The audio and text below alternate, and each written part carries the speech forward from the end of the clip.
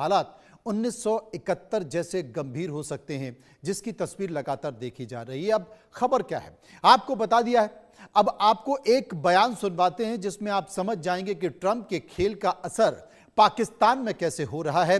दरअसल पाकिस्तान के रक्षा मंत्री ख्वाजा आसिफ अमेरिका पर भड़क गए हैं, यूएस पर गंभीर आरोप लगा दिया है। आरोप लगाते हुए आसिफ ने कहा है कि पाकिस्तान को टॉयलेट पेपर की तरह इस्तेमाल किया गया है और इस्तेमाल करके टॉयलेट पेपर से बदतर हालत में छोड़ दिया गया है।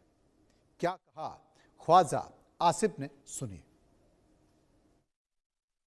यूनाइटेड नेशंस में तकरीर की हुई है हिलरी क्लिंटन, उसने सब कुछ बयान किया हुआ है। वो एक पे चलाएं इसके ऊपर कि किस तरह पाकिस्तान को उन्होंने इस्तेमाल किया।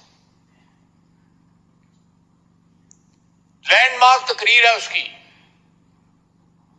और वो किस तरह एक टिश्यू पेपर की तरह, टिश्यू पेपर तो फिर भी टॉयलेट पेपर की तरह हमें छोड़ गई। यहां पे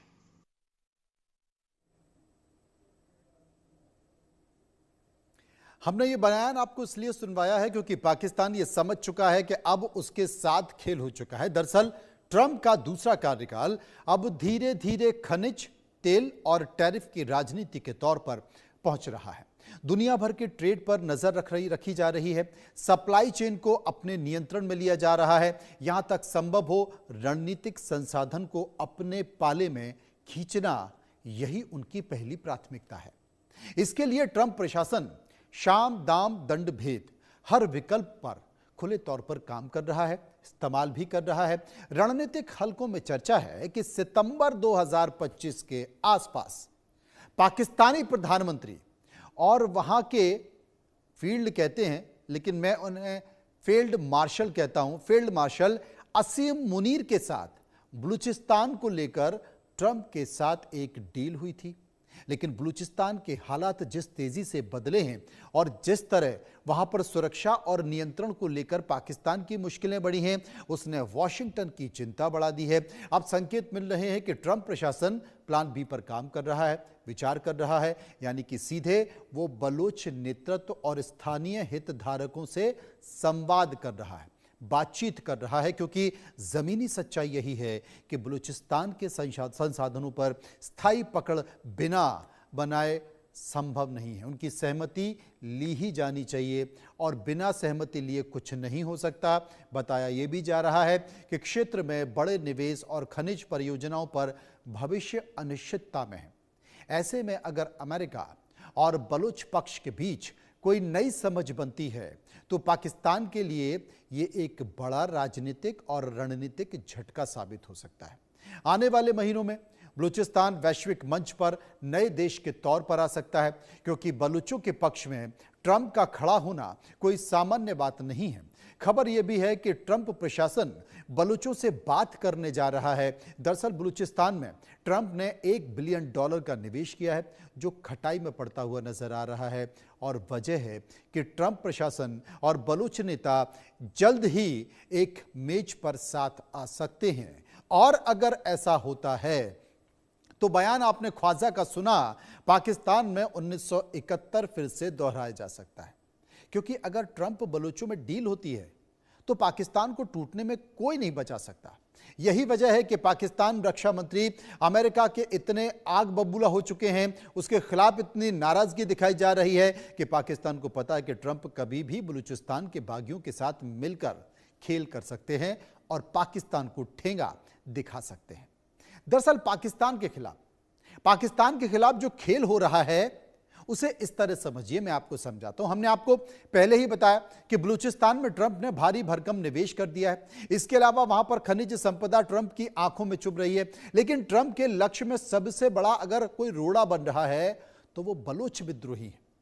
ट्रंप का यह मानना है कि पाक आर्मी बलूचिस्तान में पूरी तरह से फेल हो चुकी है। ऐसे में क्यों ना सीधे मालिक से बात कर ली जाए और उनकी मांगों पर विचार कर लिया जाए। यहां तक कि मालिक का मतलब बलूचिस्तान के ही लोग हैं। इस तरह साफ है कि अमेरिका बलूच विद्रोहियों की मदद कर सकता है, और यह जो मदद की जा रही है उसमें यह भी माना जा रहा है कि ट्रंप मदद देने के बहाने बलूचिस्तान की खनिज पर कंट्रोल करना चाहते हैं। अब अगर ट्रंप और बलूच में दोस्ती हो गई दोनों की मित्रता हो गई, दोनों एक टेबल पर बैठ गए, तो क्या वाकई पाकिस्तान का मानचित्र बदल जाएगा? मदद के बदले बलूचिस्तान के जो खनिज हैं उस पर कंट्रोल का प्लान ट्रंप का है और बलोच नेताओं के साथ अमेरिका की सीक्रेट डील का दावा भी किया जा रहा है। अब ऐसे में बलोच आवाम को आर्थिक मदद भी मिलेगी, रोजगार भी मदद मिलेगा और बलोच के लोग, स्थानीय लोग बार बार इस बात का जिक्र कहते हैं कि पाकिस्तान यहां से खनिज संपदा लेकर जाता है और अपने यहां इस्तेमाल कर लेता है और बलूचों को इसका फायदा नहीं मिल पाता है। हमने पहले भी आपको बताया कि ट्रंप बलूचिस्तान में फंसे हैं क्योंकि 1.3 बिलियन का जो निवेश है जिसे बचाने के लिए ट्रंप अब बलूचों से मदद की बात भी कर रहे हैं, क्योंकि वहां पर जो खनिज है, संपदा है, उस पर वो कब्जा करना चाहते हैं। क्योंकि अब जितने भी देशों में उनकी नज़र है, चाहे वो आपने देखा वेनेजुएला हो, इसके बाद फिर और आगे बढ़ गए, उनकी नज़र में दूसरा देश भी है, अफगानिस्तान भी है, बलूचिस्तान भी है, यहाँ पर उनको खनिज संपदा दिखाई दे रही है और उसी के इर्द गिर्द वो अपनी रणनीति भी बना रहे हैं। बलूचिस्तान अगर होगा आज़ाद तो फिर क्या होगा? ट्रंप को क्या मिलेगा? 1.3 बिलियन का जो निवेश है, जिसको मैं करीब करीब 3 बार बता चुका हूं, वो विशाल खनिज संपदा का अधिकार मिल जाएगा इतना खर्च करने के बाद। ईरान पर निगरानी के लिए भी ये इलाका जरूरी है। दूसरा, हिंद महासागर में पकड़ इससे मजबूत हो जाएगी। तो ये जो बातें हैं मैं इसलिए बार बार बता रहा हूं क्योंकि ये बहुत महत्वपूर्ण रखती हैं। अब जरा बलूचिस्तान पर ट्रंप की नजर क्यों है, हालांकि मैं बता चुका हूं लेकिन फिर एक बार और बता देता हूं, क्योंकि बलूचिस्तान के जो पासनी पोर्ट है, उस पासनी पोर्ट को लेकर रणनीतिक और जियोपॉलिटिकल चर्चाएं भी लगातार तेज हो रही हैं। विशेषज्ञों का यह मानना है कि बंदरगाह अमेरिका के लिए अरब सागर क्षेत्र में एक बेहद अहम रणनीतिक ठिकाना बन सकता है। इसकी भौगोलिक स्थिति ऐसी है कि ग्वादर और चाबार जैसे प्रमुख बंदरगाहों की निगरानी और नियंत्रण काफी हद तक आसान हो जाएगा, जहां पर चीन का प्रभाव लगातार बढ़ता जा रहा है। चाबार जो ईरान के लिए महत्वपूर्ण परियोजना माना जाता है, इन दोनों के बेहद करीब पासनी पोर्ट स्थित है। ऐसे में यह माना जा रहा है कि अमेरिका इस क्षेत्र में अपनी मौजूदगी बढ़ाकर बीजिंग और तेहरान की बढ़ती साझेदारी को चुनौती दे सकता है। यह कदम न केवल समुद्री व्यापार मांगों पर नजर रखने में मदद करेगा, बल्कि हिंद महासागर और अरब सागर में शक्ति संतुलन को